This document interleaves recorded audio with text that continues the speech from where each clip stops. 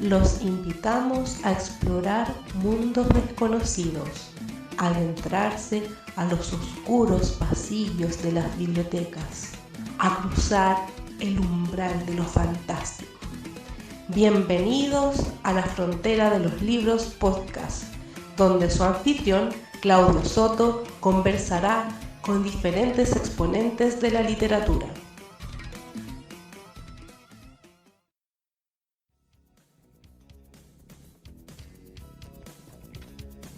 Hola y bienvenidos a un nuevo episodio del podcast de la frontera de los libros, donde el día de hoy voy a presentar una conversación que tuve junto a Luis Saavedra, autor de literatura de ciencia ficción chileno, y también él es miembro del ALCIF, esta asociación que toca temas de ciencia ficción y fantasía y tiene muchas actividades ligadas a la fantasía en general. Así que estaremos conversando acerca de la asociación, pero en especial en esta primera parte de esta entrevista, porque voy a dividir este podcast en dos entrevistas, ya que la conversación fue tan buena que tuvimos que se alargó casi por 2 horas. Así que he decidido dividir este podcast en 2 partes.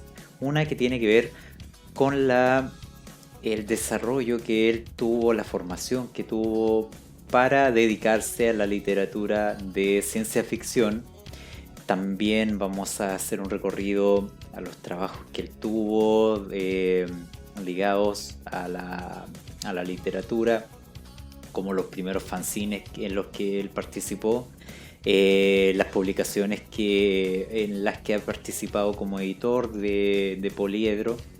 También Alucinaciones TXT, la propia asociación que ya les comentaba. También vamos a estar conversando acerca de los proyectos literarios que tiene a futuro. Y esa va a ser la conversación que vamos a tener en esta primera parte de este podcast. Y para el siguiente podcast, que ustedes pueden estar atentos y lo pueden escuchar también, que va a tratar acerca de la ciencia ficción en general, literatura de ciencia ficción internacional chilena, además de series, películas. Vamos a profundizar ahí harto en cuanto haciendo una comparación sobre la ciencia formal, científica, versus la ciencia ficción, haciendo como una comparación prácticamente de qué fue primero, el huevo o la gallina. Así es que vamos a hacer algo similar sobre qué fue primero, la ficción o la ciencia como algo científico. Así es que es una conversación muy buena que tuvimos, que como les digo duró prácticamente 2 horas. Y bueno, para no seguir extendiendo esta introducción, les presento la primera parte de esta conversación, que tiene que ver sobre Luis Saavedra como autor, escritor y editor. Así es que espero que les guste este podcast. Hola Luis, ¿cómo estás? Yo estoy muy contento de estar conversando contigo, así es que te quiero agradecer que te hayas dado este tiempo para poder tener una conversación muy rica en cuanto a ciencia ficción. Y bueno, te doy la bienvenida. Hola Claudio, muchas gracias por la oportunidad. Un agrado que tú me entrevistes, porque realmente creo que tu espacio da una gran bienvenida a todos los autores, y en este caso eres como una de las primeras personas que me ha entrevistado. Por lo tanto, soy un neófito en esto de las entrevistas, y te doy muchas gracias por la oportunidad. Bueno, y además que somos colegas, porque bueno, a todos les tengo que contar que hace poco se dio como de manera oficial, se publicó a través de la fanpage de ALCIF. Se comunicó que yo ahora soy miembro, así que puedo decir que también, aparte de yo admirarte como autor, te puedo decir que estamos a la par, porque somos colegas de la asociación.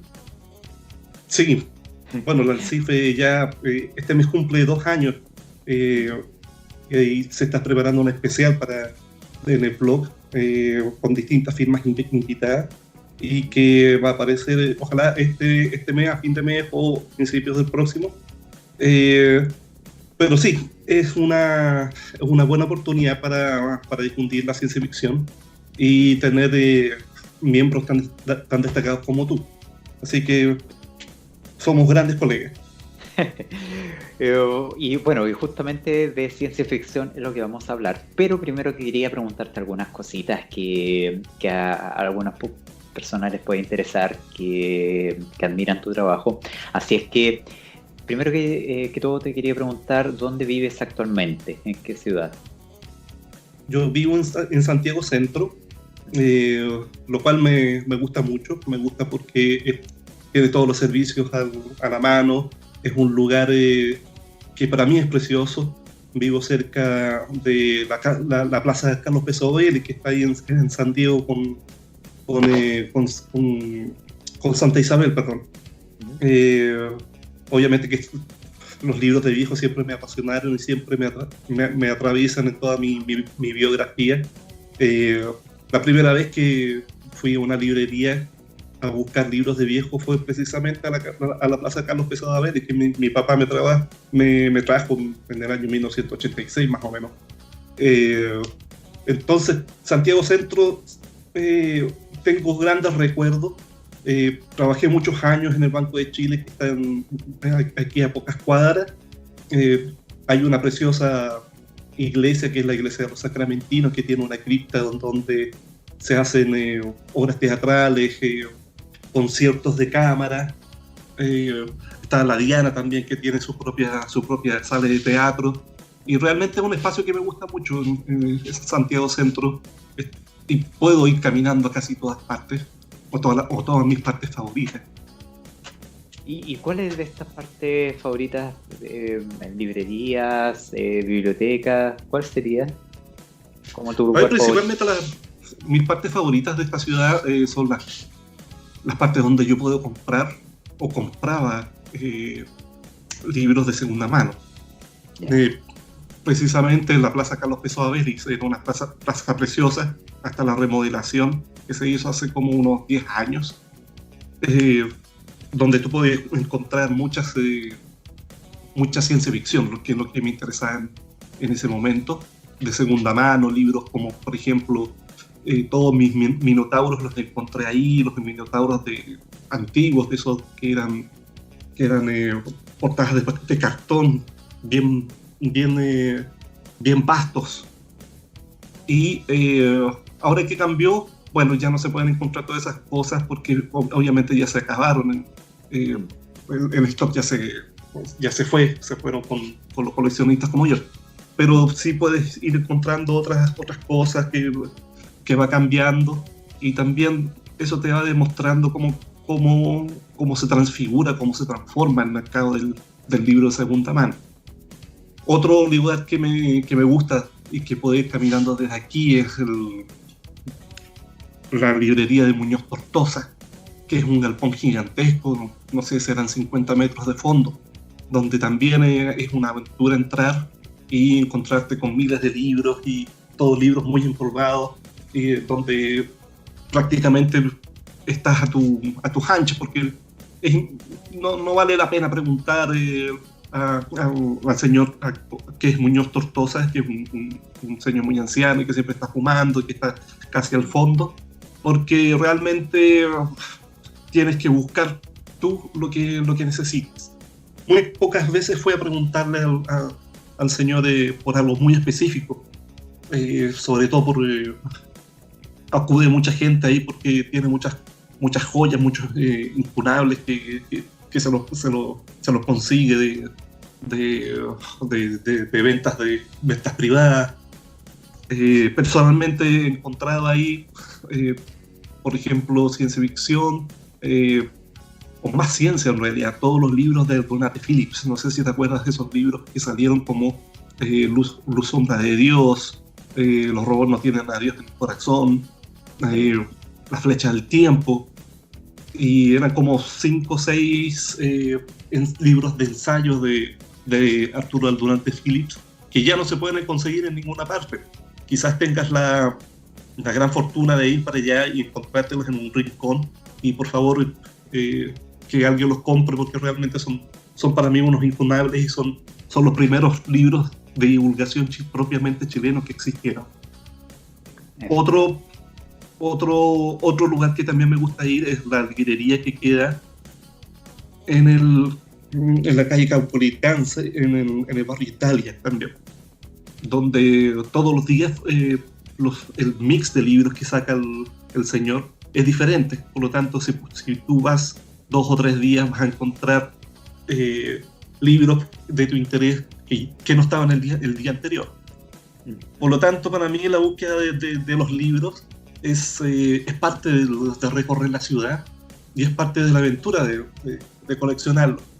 Quizás para mí el coleccionismo no sea tan interesante como el hecho de la búsqueda de la casa del libro, porque realmente yo no tengo un norte cuando salgo, por ejemplo, a la plaza. Siempre que voy a comprar al supermercado paso a la plaza, pero no voy con ninguna agenda, no voy a preguntar ¿tiene usted esto, tiene usted este otro libro?, sino que simplemente lo que me lleva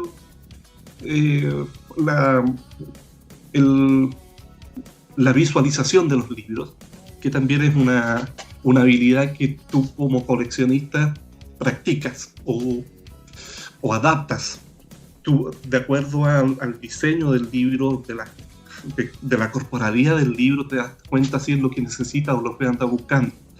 Por ejemplo, en ciencia ficción, a mí me gustaban mucho unos libros que se llaman de la editorial Martínez Roca, que se llaman de una colección Superficción, que eran negros y tenían unas ilustraciones que eran bien art deco o bien simplistas. Entonces mi visión se adaptó para poder identificar en el momento el diseño del libro y los autores que estaban en portada en blanco.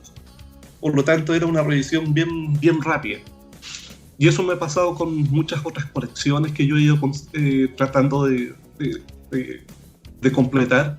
Por ejemplo, con los Nueva Dimensión o los Gran Superficción, que eran los hermanos mayores de la colección Superficción, que eran españoles. Y realmente me perdí. Aquí íbamos perdón. Y cuando tú vas a estas partes y tienes una cantidad de libros que son increíbles y tienes que levantarlos entre montañas de polvo y de pequeñas hojas o fragmentos de papel que se van desprendiendo de los libros, tienes que amaestrar tu visión para encontrar rápidamente lo que necesitas. Si no, estarías un día, 2 días, y realmente ya casi nadie tiene tiempo para estar un día buceando en una librería, ¿no? Uh-huh. Pero sí, esas son mis experiencias en la ciudad y mis ratos agradables, los que he pasado alrededor de estas librerías que están en San Diego, pero ya casi no están. Entonces, estos 3 puntos focales que te dije, el de la Plaza Carlos Peso Abelis, el de la librería Muñoz Tortosa y la librería que queda en Caupolicán, son los que más han perdurado en el tiempo. ¿Y cuál es lo que tú puedes considerar como tu libro más valioso que tengas? Ya sea porque pues a esta altura ya es una reliquia o porque tiene algún valor sentimental tal vez. Es una pregunta interesante pero difícil, porque yo no tengo favoritos en ninguna de las áreas que me gustan del arte.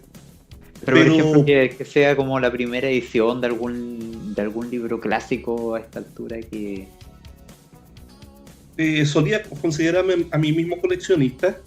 Uh-huh. Y pues, tenía mucho de la colección de Nueva Dimensión o de la revista Más Allá, que era una revista argentina de los años 50 de ciencia ficción.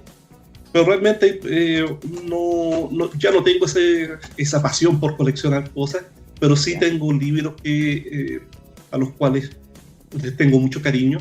y que me considero afortunado de haberlos tenido, de haber tenido la oportunidad de adquirirlos.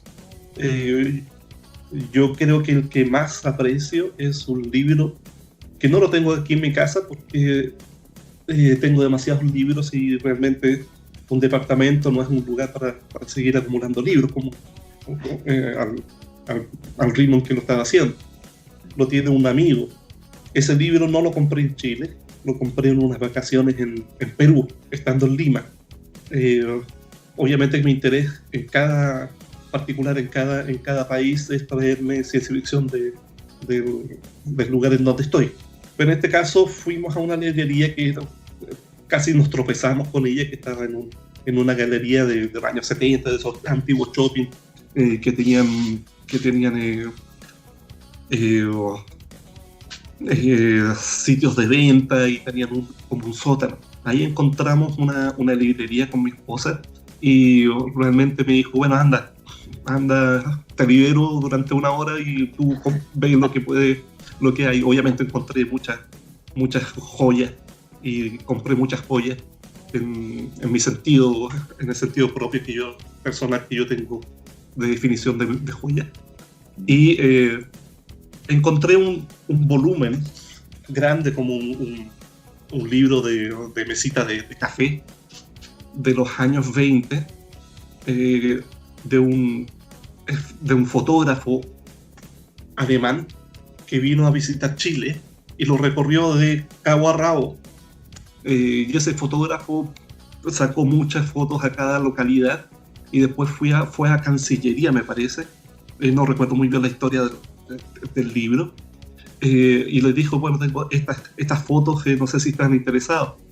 Y Cancillería se interesó bastante y sacó este volumen de fotos en blanco negro preciosas, donde una de las fotografías se ve Puente Alto, que es el lugar donde yo nací en los años 20, que era una fotografía preciosa que es bien rural y se ven los cajones de las montañas y la nieve, y realmente una fotografía muy, muy, muy gloriosa. Ese libro nunca lo he encontrado. No he vuelto a tener referencias de dónde pudo haber salido. No obstante, me lo compré en Perú. O sea, es casi un contrasentido. Claro. Ese creo que es mi libro más valioso que yo tengo dentro de mi colección. Luis, ¿cómo nace tu amor por la literatura y quién motivó este interés en ti?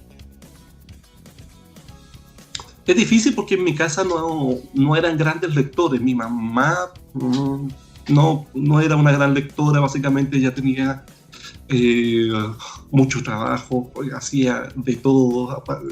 Teníamos gatos, perros, canarios, gallinas, patos, y a nosotros. Entonces ella pasaba todo el día trabajando, haciendo aseo, haciendo esto, atendiendo.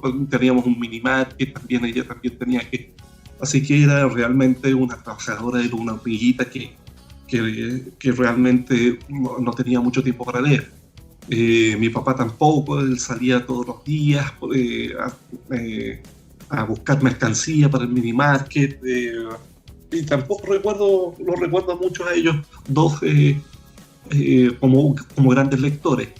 Pero sin embargo, el Fantástico me hizo leer, y recuerdo la primera vez que se me despertó fehacientemente ese interés o esa pasión por la literatura fantástica, específicamente de ciencia ficción. Mi madrina, que en paz descanse, me regaló un libro que era una colección para niños de 12 años, de tapas rojas, que era Un anillo alrededor del sol, que es una colección de cuentos recogidos de diferentes partes de Isaac Asimov. Cuando lo leí, pensé que era algo parecido a Star Wars. Ya había visto Star Wars y me encantaba y era un gran fanático. Era muy distinto, pero igualmente me voló la cabeza y de ahí quedé infectado con este virus de la ciencia ficción, específicamente de la literatura de ciencia ficción. Así que podríamos decir que mi madrina comenzó esta educación sentimental respecto de la literatura de ciencia ficción. ¿Y tú cuándo comenzaste a escribir ya algunos textos, inventar tu propia historia? Más o menos en la misma, después de haber leído ese libro. Con un amigo también compartíamos esta pasión por la literatura fantástica y le había prestado incluso mi libro y también quedó bastante vulnerado respecto de las posibilidades de la literatura de ciencia ficción. Entonces inmediatamente la cabeza se te vuela y tienes mucho tiempo en ese entonces para hacer lo que quieras. Pasamos las tardes enteras inventando historias, copiándolas en cuadernos, y después cuando él se aburrió continué yo solo, incluso hice un cómic, empecé con un cómic, después empecé con cuentos cortos, cuentos más largos. Tengo cuadernos cuadriculados de esos de matemáticas que te hacían comprar, llenos de historias de fantasía y ciencia ficción, dibujados, y otros cuadernos que están llenos de historietas de ciencia ficción. Creo que ese ha sido el germen de la escritura en mí. Claro, es curioso, cada vez que yo le pregunté a alguien cuándo comenzó a escribir, por lo general responden que comenzaron más que escribiendo relatos, me comentan que hacían breves historietas, como dibujadas. Ellos, como que varios comentan lo mismo. Y yo creo que es como una unión de que lo que les gusta a los más jóvenes, que es la parte visual, unido a un buen relato de fantasía, en este caso ciencia ficción. Sí, en mi caso yo soy bien visual. Si tú Claro. me das una dirección y yo no me la voy a acordar, pero si tú me dices que la dirección se emparenta con el edificio rojo que está en la esquina de las calles tanto de tanto, yo me lo voy a imaginar y voy a geoposicionar. Por lo tanto, no era tan extraño que yo dibujara primero antes que escribiera. Y en mi caso fueron las dos cosas al mismo tiempo. Escribía y dibujaba, hacía mis propias portadas de mis cuadernos, estas historietas, las ilustraciones para mis relatos. Entonces la ilustración y la letra iban juntas.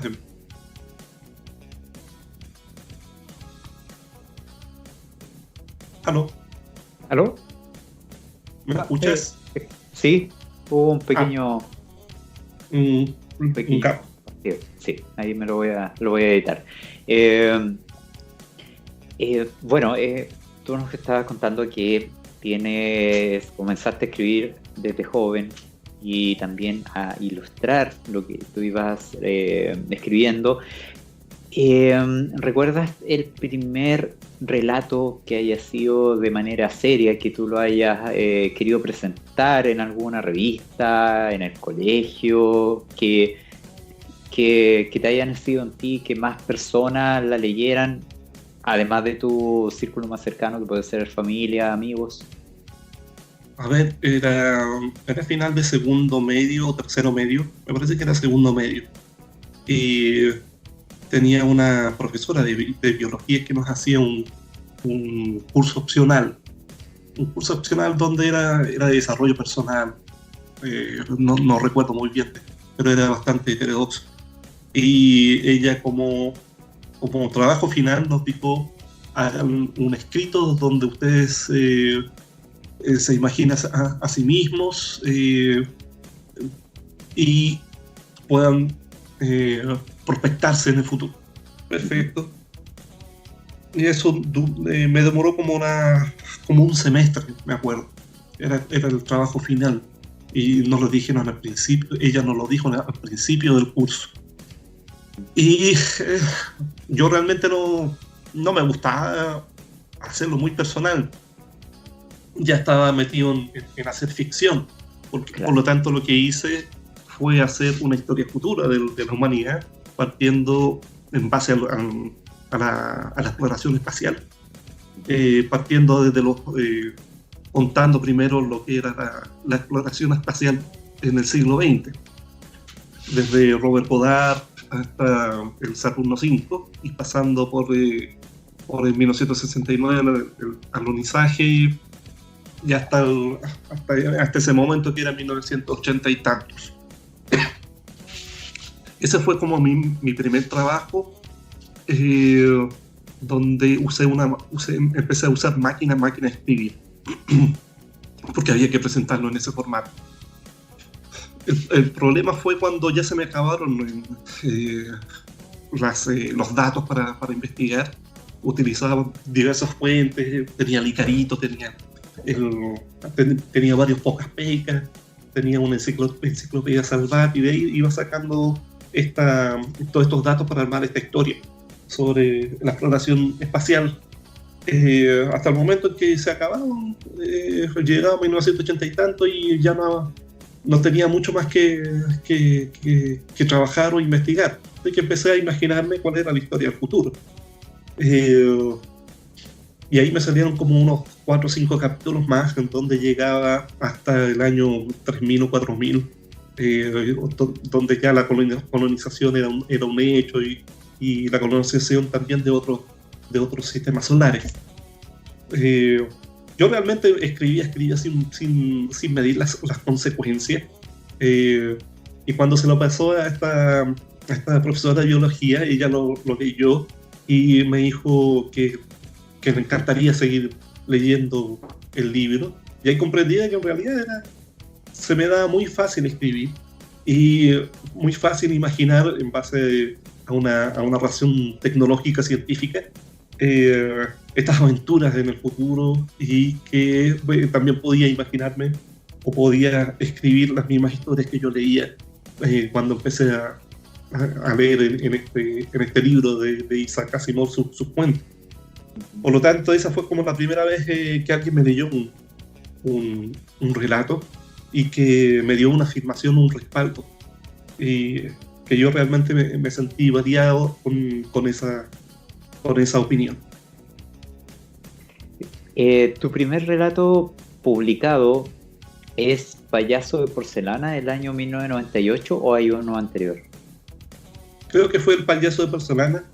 Uh-huh. Sí, hay un par de poemas y pequeñas ficciones que yo publiqué en un fanzine de la municipalidad de Puente Alto, pero ni siquiera yo tengo esas publicaciones. Por lo tanto, se podría decir que mi primer cuento es El Payaso de Porcelana de 1998 en uno de el Fobos 4, me parece. Sí. Fobos. ¿Y de qué trataba este relato? Trataba sobre un señor que era un periodista en los años 60 en Chile. Específicamente estaba basado en un periodista que es relativamente famoso en Puente Alto, porque él creó el diario que es el Puente Alto al Día, que viene de los años 50.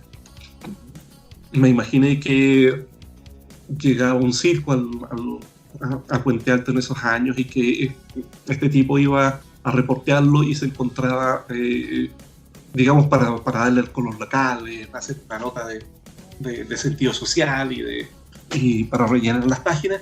En realidad se encuentra con una especie de pequeño payaso que es muy infantil, y que él le empieza a contar sobre su vida en el circo, y que su vida en el circo, en realidad él no llegó al circo, pero llegó desde arriba, desde los cielos. Juega un poco con la ambigüedad de saber si es o no un ser alienígena. Hay una teoría que es detrás, pero no sé si arruinará el cuento, en donde para conocer una cultura realmente tienes que nacer en ella. De otra manera no tiene sentido. Por lo tanto, si otra civilización que quisiera conocer una civilización menor, tendría que realmente enviar exploradores que pudieran nacer o tener o compartir una especie de nacimiento dentro de esta otra cultura menor para poder empaparse. Entonces tienen que tener una base de vaciarse a sí mismos de sus conceptos culturales y volver a nacer en esta otra y experimentar esta otra cultura, que es la única forma de conocerla. Esa era más o menos la teoría del relato, pero la gente le ha encontrado muchos otros significados. Cuando fui a Arica, ese mismo relato fue elegido para representarme a mí en uno de los talleres con los chicos. Y uno de los chicos llegaron a la conclusión de uno de los grupos de que el tipo que es el periodista en realidad se está imaginando lo que este ser pequeño que en realidad nunca existió y que realmente lo que él veía era su reflejo, porque al personaje le gusta mucho la ciencia ficción. Entonces, que el tipo en realidad estaba imaginando todo y que era un reflejo de lo que él veía en realidad. Ese es el payaso de porcelana. Claro.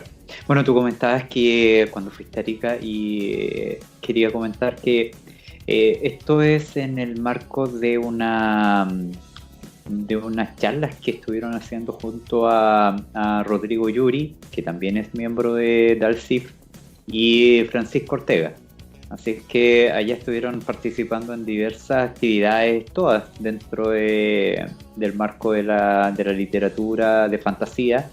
Y cuéntanos un poquito brevemente cómo fue la experiencia, y además que esta como mini gira, no sé si se ha repetido en otras partes del país.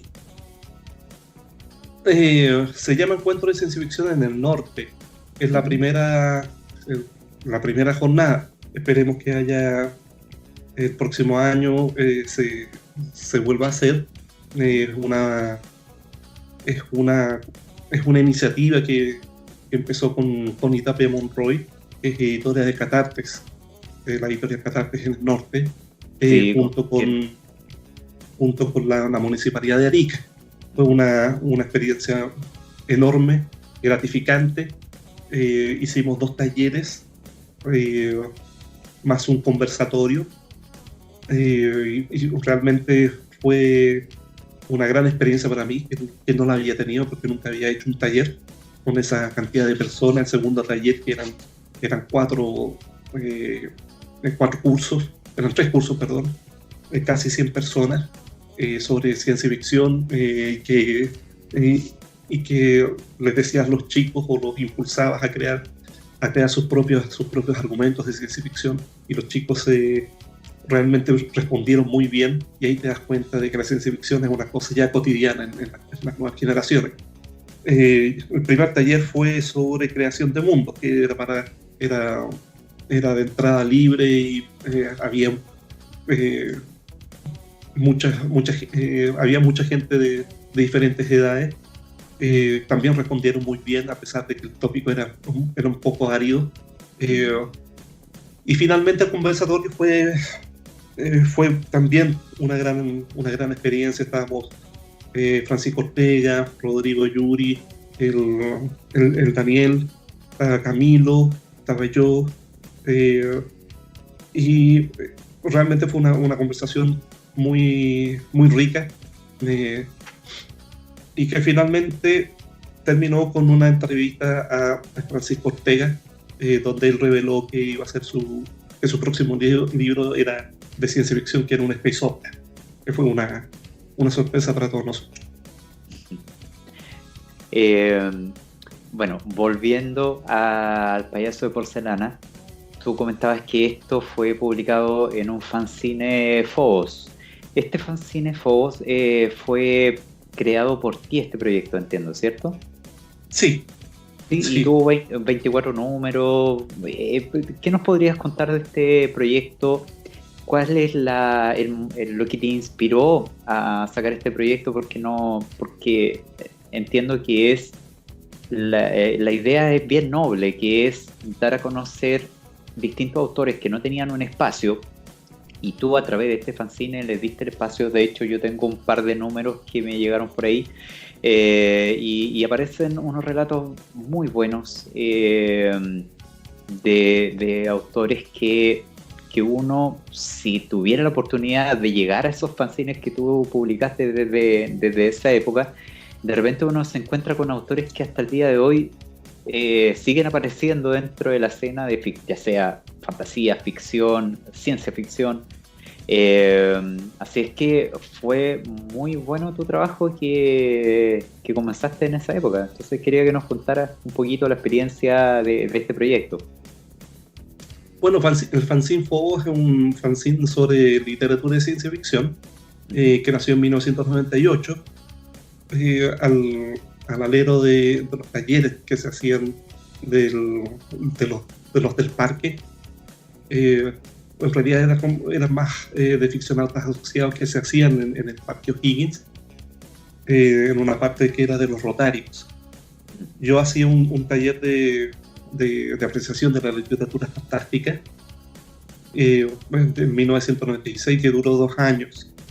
De ahí pensé que podía hacer una publicación, básicamente porque creo que las publicaciones, los fanzines, las revistas o las pequeñas editoriales, microeditoriales, que después vamos a conversar sobre ellas, son la primera línea de la literatura en cualquier género, tanto mainstream como en lo que está haciendo Catartes por el terror en Arica, donde los autores que no tienen experiencia, que quieren empezar desde abajo, bueno, todos empezamos desde abajo, tengan su propio espacio y donde les permitan equivocarse o revisar o poner a prueba sus trabajos, porque obviamente ningún escritor empieza a escribir desde lo más alto, desde el estilo más depurado. Siempre necesitas tener un espacio donde lo que le dicen los gringos, un sandbox, que es una caja de arena donde poder jugar, que en Chile no existen, perdón, que en Chile no existen. Siempre le pedimos a los autores que sean apuestas seguras, sobre todo las grandes editoriales. No te van a publicar nunca un autor que alguien de mercadotecnia diga: este tipo en realidad la va a romper, o vamos a invertir 50.000 X y nos va a devolver 60.000. Eso no existe en Chile. Existe en forma bien embrionaria, cuando debería ser una importante plataforma, sin ser despreciativo. Una de las reglas de Theodor Sturgeon, que es la ley de Sturgeon, dice que el 90% de la literatura es basura.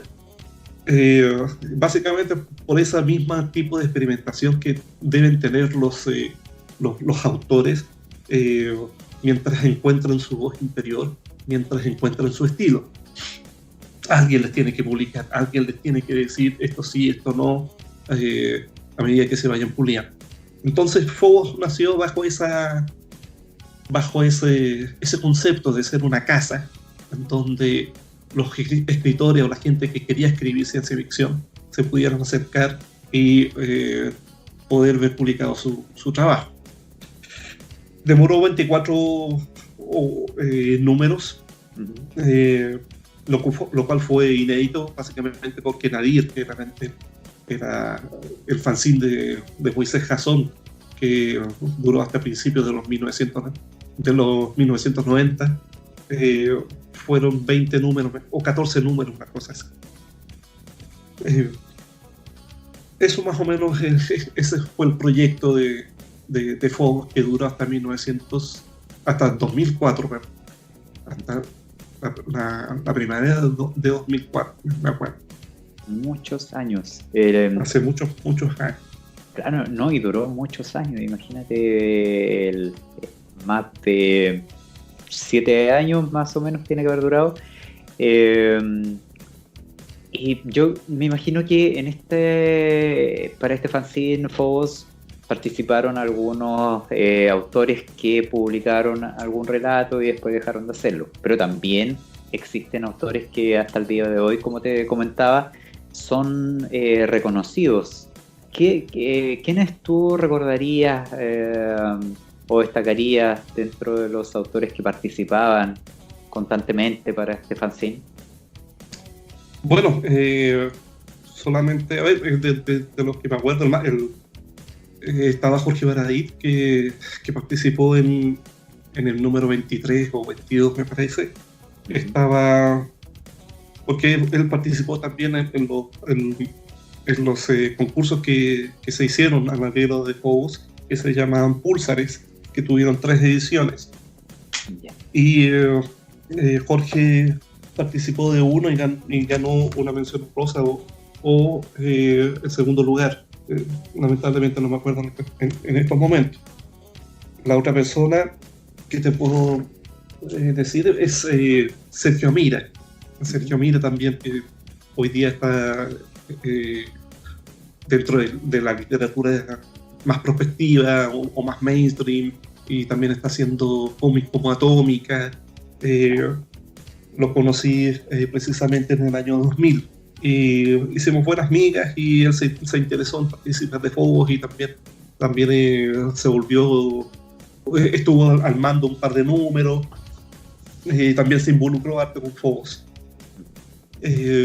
Hasta el Dr. Zombie, no sé si conoces al Dr. Zombie, que tiene su frecuencia de radio, también pasó en un número que me acuerdo que era el capítulo de una novela que tenía de hace mucho tiempo, que yo me encontré que era interesante, era bien experimental y tenía una voz bien nostálgica. Eso más o menos te puedo contar. Estaba también un chico que realmente, que lamentablemente perdí contacto con él, que era Reinaldo Bendaño.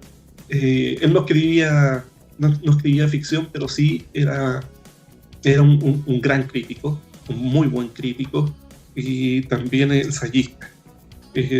Realmente tiene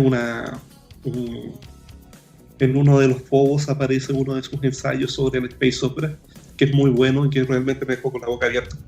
Está también Patricio Alfonso, también, el escritor de microficción de terror y horror. Y estaba la Sole Bellis también. La Sole Bellis fue de las primeras escritoras de literatura fantástica que conocí. Y ella también llegó por los concursos, que es el primer concurso que se hizo desde el Púlsare, que fue en el 2002, me acuerdo.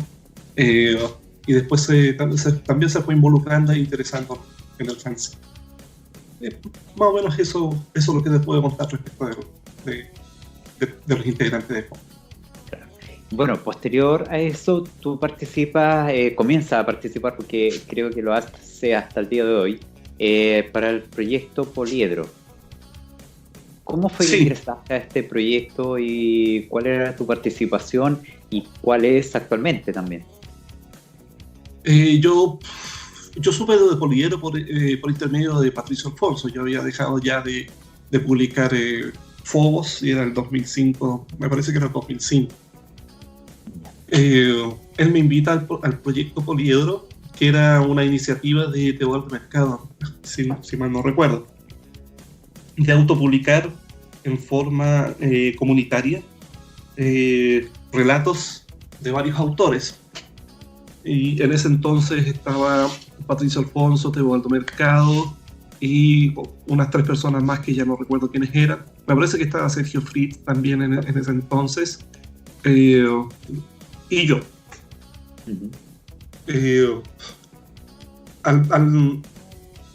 Al principio yo no era miembro fundador. Sin embargo, con el tiempo, antes de salir el primer volumen, me fui involucrando al punto de que hasta me preocupé o me hice cargo de la impresión del primer Púlsare.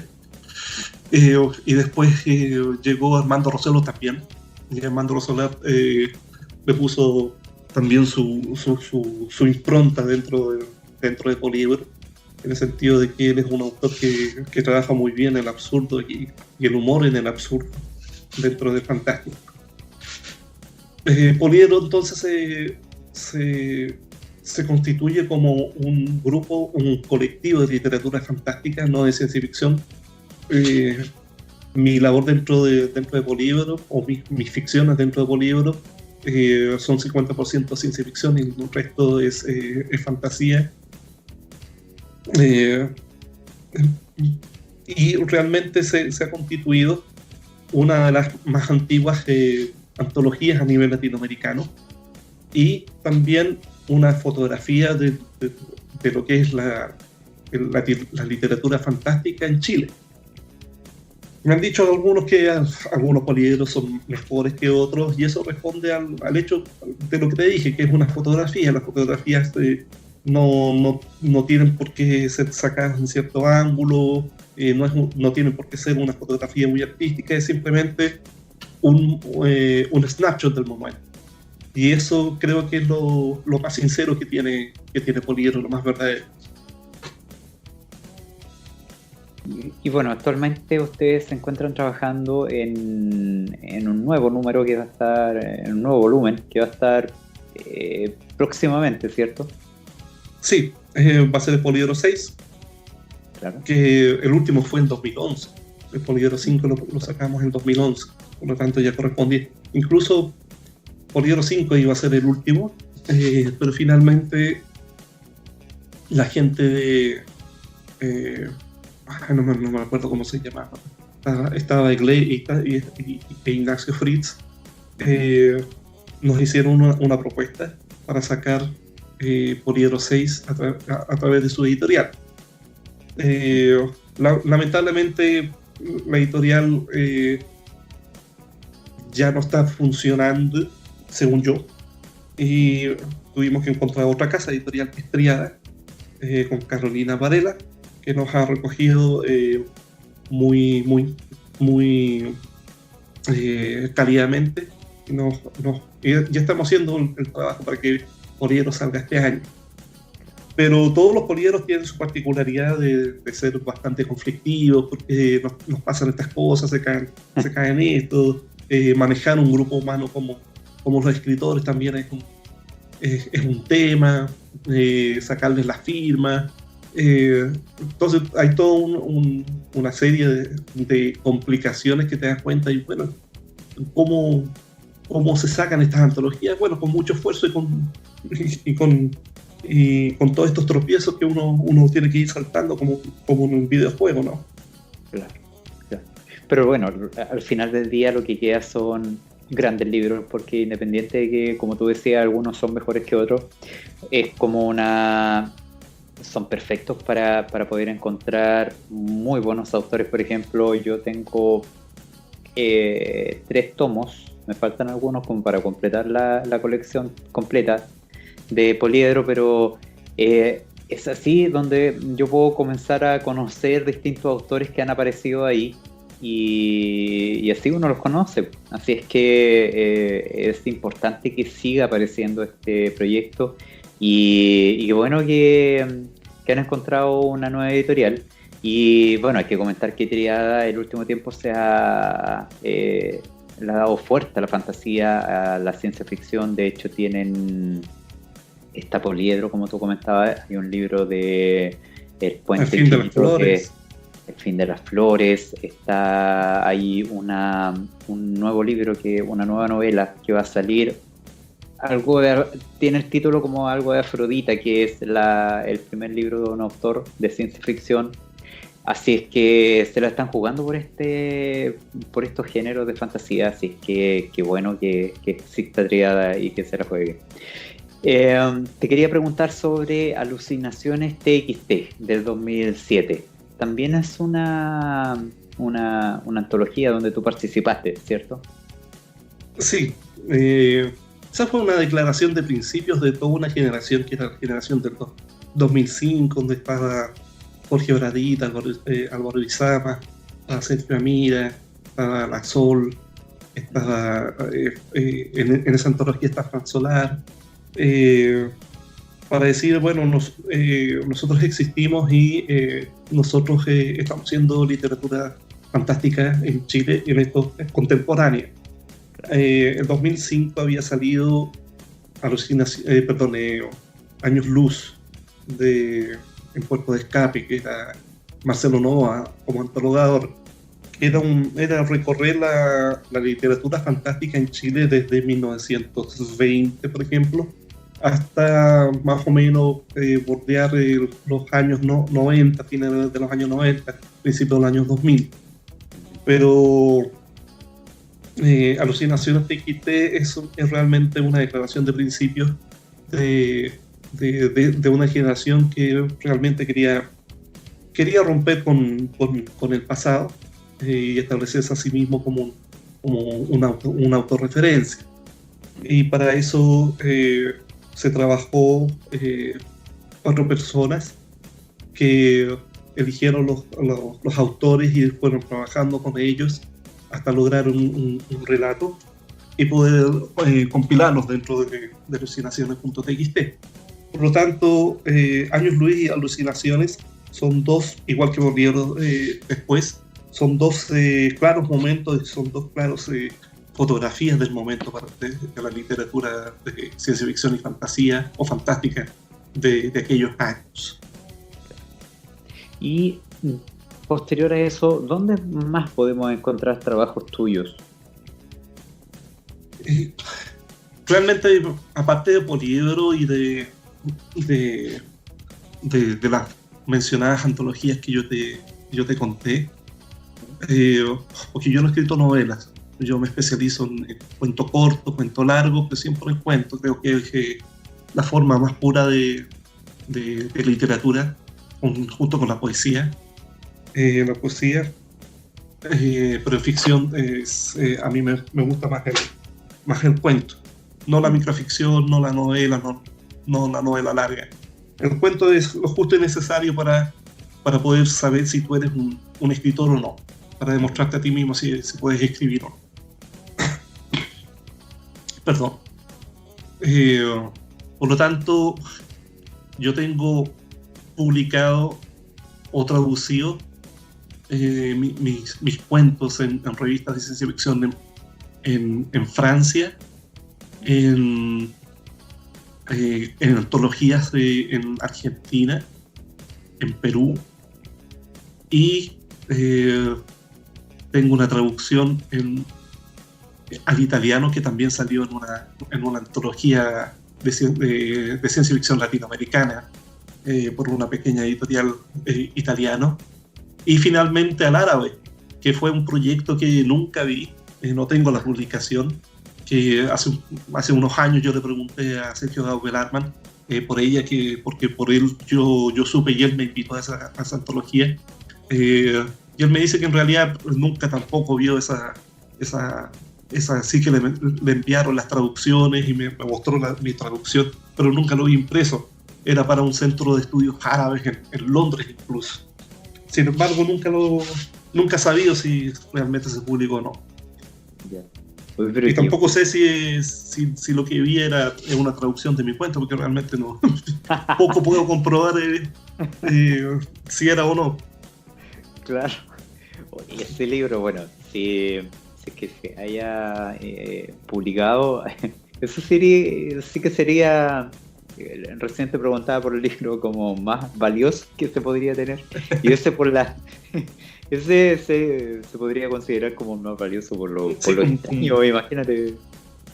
Es un unicornio para mí. Imagínate, mi propio cuento es un unicornio, un ubicable para mí.